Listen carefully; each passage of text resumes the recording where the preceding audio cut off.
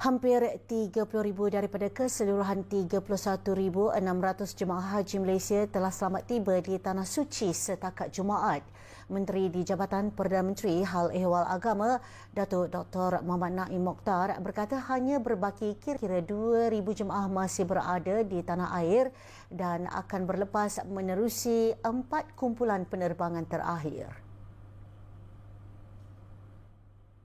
Saya dan juga Tan Sri dalam rombongan KT96 ni adalah kapal haji yang ke-96, maknanya ada baki lagi 4.